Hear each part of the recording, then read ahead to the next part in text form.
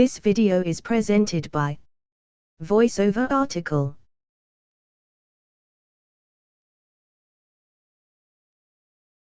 Is it more traumatic to be told no by a date or a bank?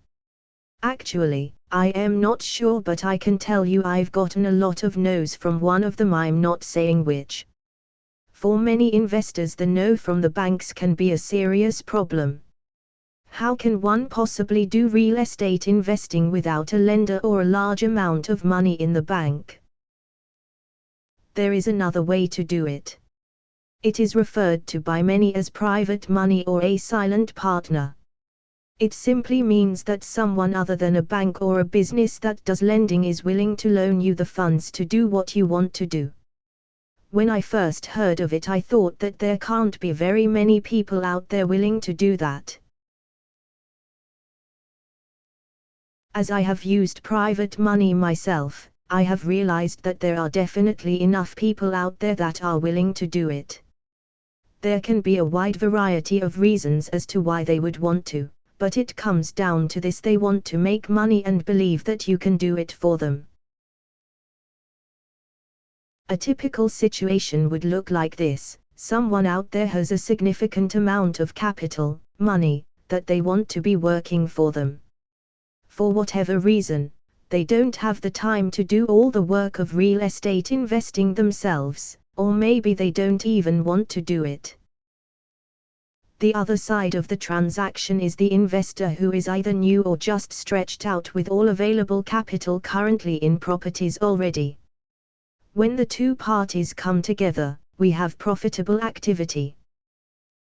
Let's take a look at why each side may want to pursue this. As stated earlier, the investor who is looking for the capital may be stretched out so that banks will not lend any more money. He or she may also have a poor credit history, or maybe even just not like banks. I attended one seminar where the speaker had worked for a bank and been ruined by them. He stated that he did his first 26 deals without any assistance from banks. The person with the capital is simply looking for the highest return on their investment. Many investments are performing so poorly in the last several years that there are very few places to get a high return on money without substantial risk. Real estate provides a relatively safe high yield, provided that the person supplying the capital does some due diligence to make sure the person they are funding has the ability to complete the deal. At a minimum, here is what should be disclosed on any private money transaction. The financial situation of the property should be fully known. How much is either owed on it, or how much is it going to be purchased for? What is the market value once it is either fixed, rented, or resold? How much is it going to cost to fix, hold, or resell? What other sources of money is the property purchaser going to use? Notice that the focus so far has been on the property. The property is very crucial to a successful investment. The other piece is the purchaser. The lender has to have some idea of the competency of the purchaser. The best proof is a portfolio of previously successful real estate deals. Absent that, the investor has to rely on a judgment of the character and competence of the property purchaser.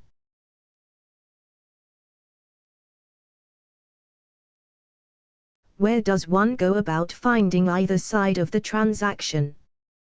Probably the best places would be investment clubs or groups.